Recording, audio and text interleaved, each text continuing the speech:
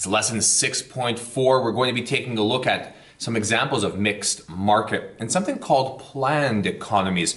In this lesson today, we are going to be taking a look at examples from each of those areas. Plus, we're going to dive into something called communism because I had some students ask me to teach them about the former Soviet Union because that's in our old curriculum, and this is a perfect spot to throw that into today's lesson. So stick around and let's learn something.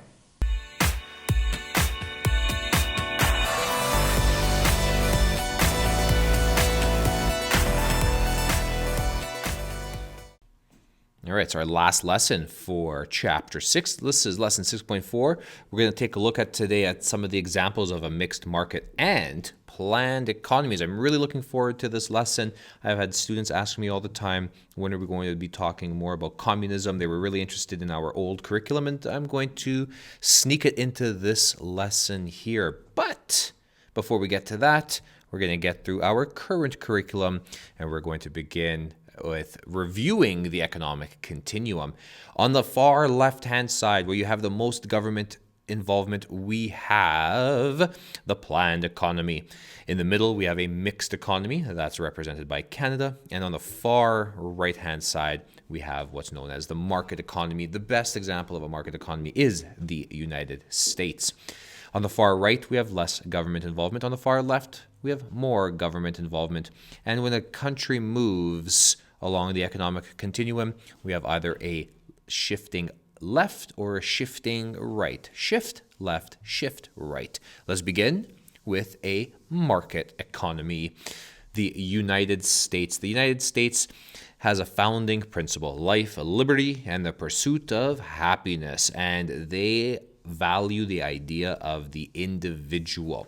Okay, some people believe that what's best for each person individually actually adds up to what's best for the entire society.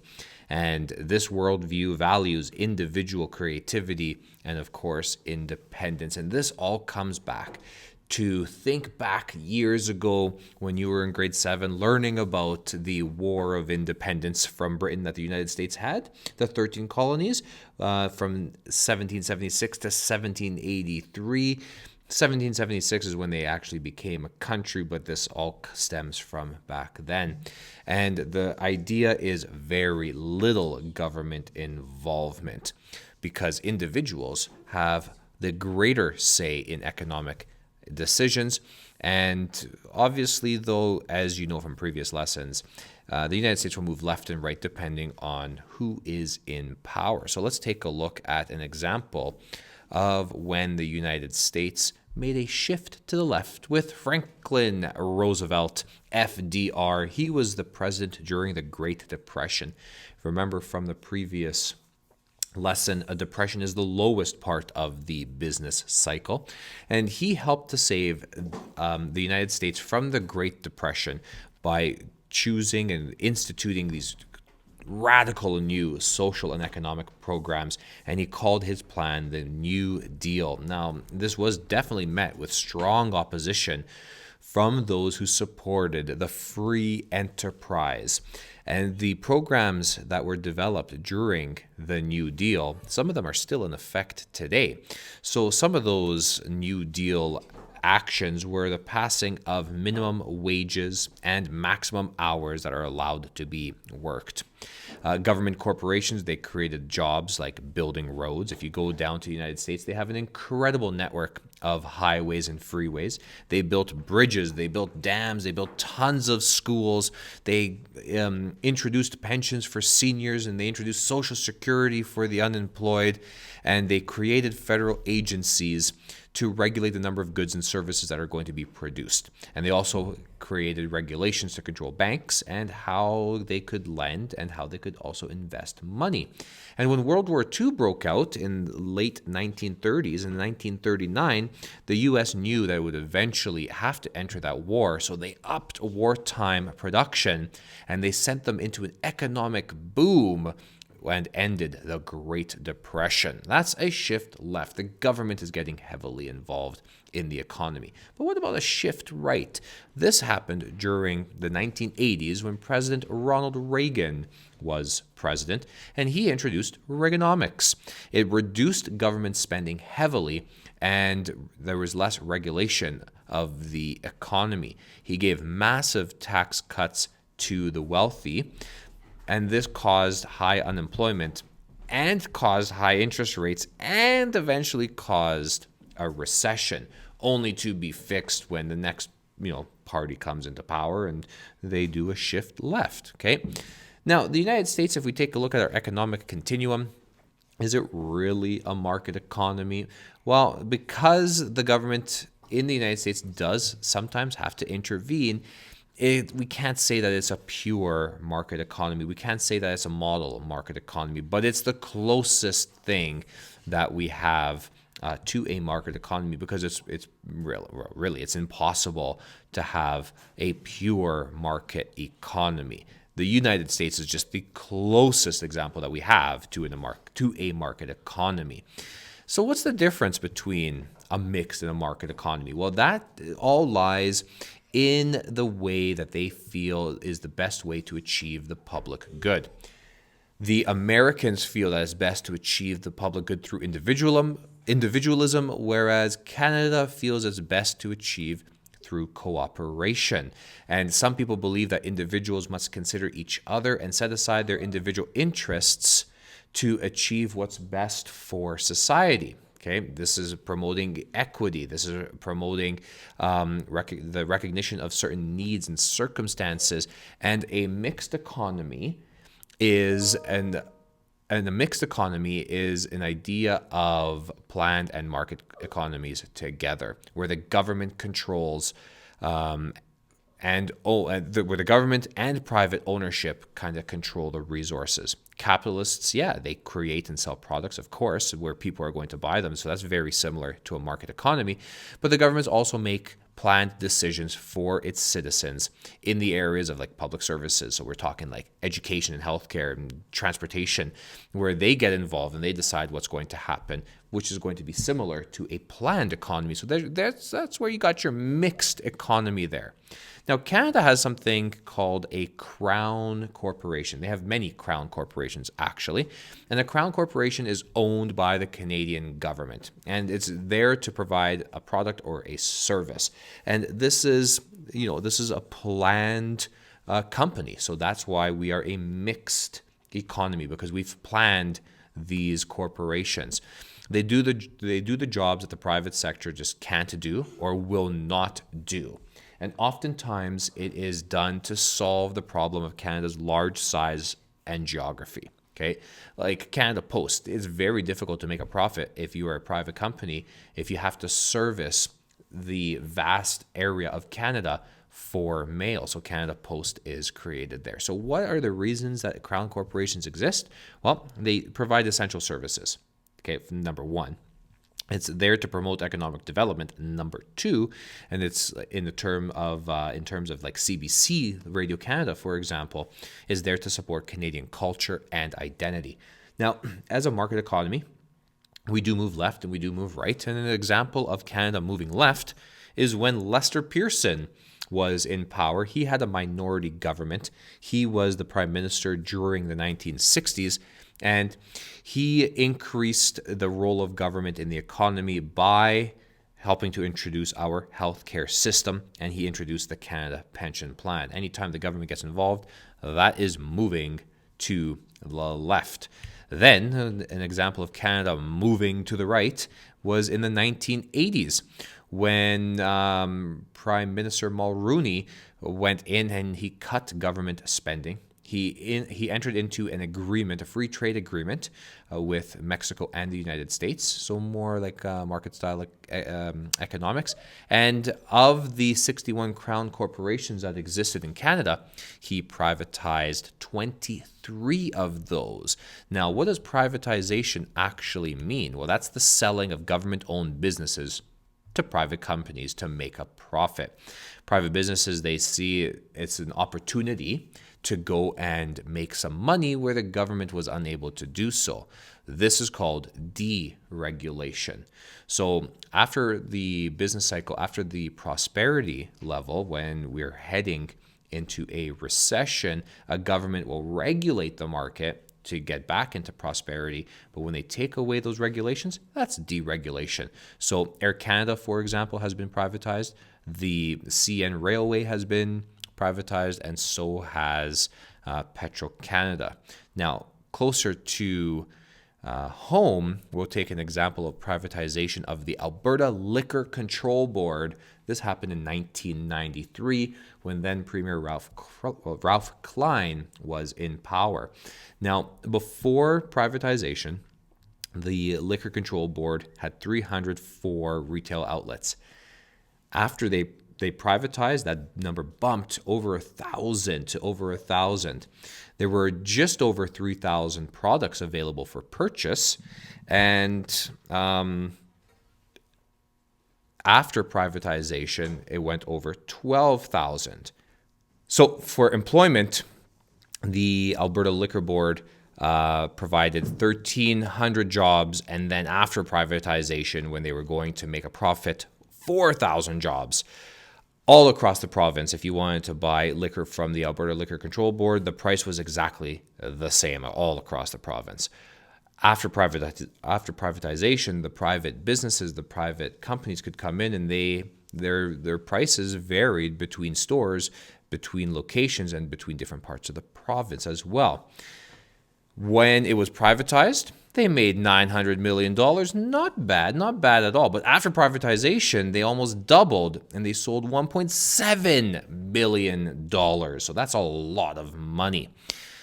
So that's an example of privatization. Now, Petro-Canada is another example. Air Canada is an example. CN is another example. But these are the ones where I was able to get the numbers to show you the examples of what privatization can do to a business that was once owned by the government. All right, now we're going to get into a planned economy, also known as communism. Many students have been asking for this lesson, and we're not going to spend too much time here. It's just a very interesting part of Chapter 6, and it really fits right into here. Russia was known as the USSR before it became Russia, and it was ruled by a line of czars, and these are basically emperors of Russia. The czar was the political leader, also the leader of the Orthodox Church. And really, I mean, how Russia was set up, how Russian society was set up is the majority of the people were peasants. They were farmers. They were laborers. There was only a tiny group of nobility. They were the wealthy, okay, mainly the royal family and very well-educated professionals. And during this time of communism, during this time of the USSR, Russia was not very industrialized, so they were lagging behind the other developed nations. And this brings us to Czarism. We have a Tsarina, which is the queen, a Tsarevich, I probably said that wrong, which is a boy, and Tsarina is the girl. And the Romanov dynasty, this is going to be the last Tsar of Russia, with Nicholas II at the helm, who married Alexandra, who was a German princess, and they had 4 daughters before finally having a son. Now, this son was a hemophiliac, which means he had a blood disorder, very dangerous and life-threatening. So they brought help to the family from this individual, Rasputin. Gregory Rasputin, he was from Siberia, and he was brought over by the royal family to help heal the son. And the family earned him, or he earned the trust, I should say, of the family, and he became very, very close to the family. Now, while this was all happening, okay, while the czars were in power here, the peasants, the people, began to oppose the rule of the nobility. But when they started to oppose this rule, of course they were going to be punished. That's just what they did. And individuals by the name of Vladimir Lenin, and obviously other revolutionaries too, they formed a secretive underground movement and a group called the Bolsheviks, who planned and they waited and they planned to carry out organized attacks against the government and against the upper nobility class. You've seen this before, my friends, in grade 8 social studies, where the peasant revolted right during the Middle Ages when we learned there. Okay, World War I comes along and it's disastrous. Russians suffered a great loss during the war. Nicholas assumes control of the military, which leads to an even bigger disaster because what does he know about the military? And Rasputin, who is very close to the family, begins to kind of control Alexandra and becomes very, very influential.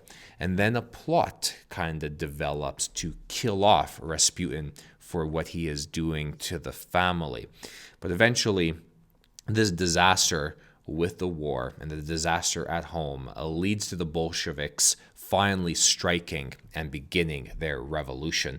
And the Romanovs, the family is removed from power and they are sent into the interior of Russia, where lo and behold, they will be executed, ending the Tsarist rule of Russia and beginning the Communist Party under somebody called Lenin, under Lenin's leadership, which we just learned about in some previous slides here. Now, Lenin rules for a while and eventually dies, and Joseph Stalin comes along, and he takes control of the Soviet Union after Lenin's death, and he brought the Soviets to world power and dominance by industrializing the country.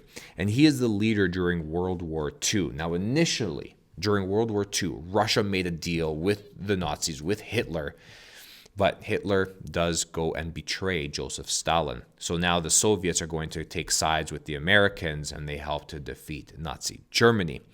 Stalin was ruthless. He was a tyrant, and he killed millions upon millions of people to achieve his goal. No matter who was in his way, he would go and kill them. Now, after the end of World War II, remember how Russia joined with Germany at the beginning, but Hitler kind of betrayed him? Well, there was a little bit of distrust after World War II between the Soviets and the Allies, the Allied nations of the United States, Canada, and Western Europe. And the Allies were worried that Joseph Stalin they were worried about his leadership, and they were worried about the spread of communism taking place throughout the world. And this was going to be a scary time for the West, who is typically, pushing that free market enterprise with the United States in the lead. So this leads to about 1991. So from 1945, when World War II ended, to 1991, with the fall of the Soviet Union, this is called the Cold War, this cold relationship that exists between the Soviet Union and the allies of the West. And during this time, we have a period of something called proxy wars. Essentially, these are wars that are taking place in other countries where the United States would support one country and the Soviet Union would support another country. So oftentimes this is going to be during like a civil war. Okay, so like the Vietnam War, for example, where Russia is going to support one side, or the Soviet Union, I should say, is going to support one side, and the United States is going to support another side. Okay, but it wasn't just proxy wars. This wasn't just a period of proxy wars. This was also a period of the space race. Both the U.S. and the Soviet Union, they wanted to show the world that they have the best scientists, that they have the best engineers, and of course that they have the best technology. And both of those countries wanted to be leaders in space, which then led to a period of an arms race where both the United States and the Soviet Union, they wanted to have the best and the largest militaries, and they wanted to have the best and the most nuclear weapons. And the idea was that the more of these weapons that you have, the less of a chance that war is going to take place, which leads to the Cuban Missile Crisis which we won't get into because that could really make for a long lesson. But if you are interested in the Cuban Missile Crisis, come and see me, or you know what? Maybe I'll make another lesson, like a side video for those that are interested, for this being outside of our curriculum. Regardless, the Cold War ends with the collapse of the Soviet Union in 1991. There's a ton of information that I just covered here, and I didn't even scratch the surface. I'm still above the surface from what can be scratched, but I know many of you were asking for this planned economy, communism, former Soviet Union lesson to take place. So this is where I threw it in. Now, before we finish off, I just want to show you the map of the Cold War alliances. Okay, you can see that the various different colors that existed. We have the NATO alliances. We've got the American allies, who then we have those that are aligned with the Americans. Then we have those that are aligned with the Soviets, and then we have the Soviet allies, and then we have something called the Warsaw Pact. Now, again, so much information here. I'm not even beginning to scratch the surface, but I know so many of you are interested in this that maybe that this would just spark some others to dig deep and to do a little bit of research on their own. And in the height of communism, these were the communist countries that existed, and there's a whole list of them there. You can see a clear line in Europe between the West and the East that exists, and there are still communist countries that definitely do exist today. But that's for a side lesson, which I think actually I am going to create for you, for those of you that are interested. So stick around, and we'll learn something else about communism. But for now, I want you to head over to your notebooks and complete the lessons for this, or complete the questions, I should say, for this part of the chapter.